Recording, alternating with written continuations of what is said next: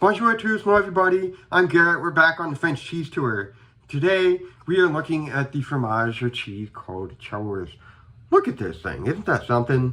And this is an ancient cheese for which the history is actually not very well known. However, Chaource takes its name from the village of Chaource.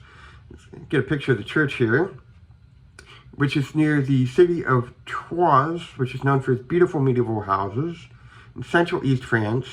And the milk for the cheese specifically originates from the departments of Yonne and Aube.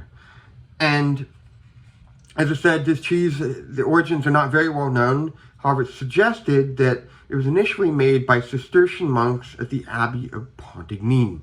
Pontigny dates back to the 1100s. Let's get a picture here of some of the stonework, which is quite remarkable.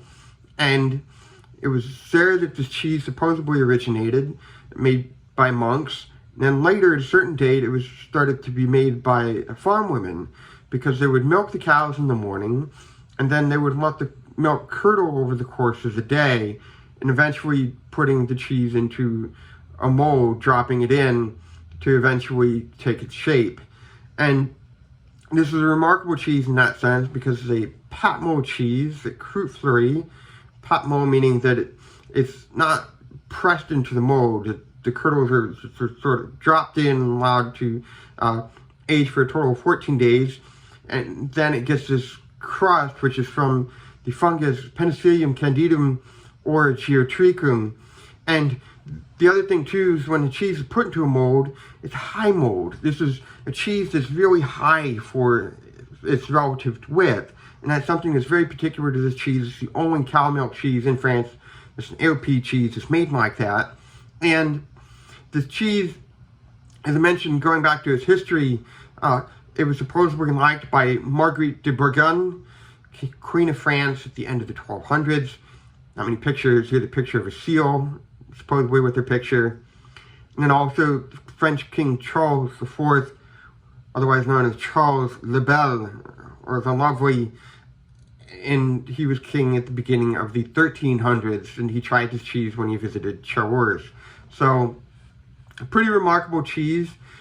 This particular example comes from the fromagerie Lincey. Let's get a picture there. And the reason we know that it comes from that cheese making factory or production facility is have the box, and on the box there's a mark for the origin of the milk. It's in that circle here, and you can look that up. But it is a true AOP Chaource cheese. You got the seal here. And so with that, you have the cheese.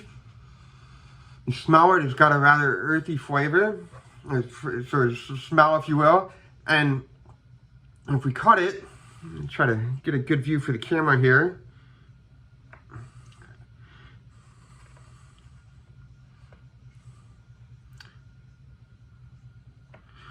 You'll notice that it seems to have a firm center, and then it sort of flattened out at the top. So, get a better image here. You can see how, the center is quite firm, and then as you get to the side, it starts to become somewhat runny. So let's give it a try.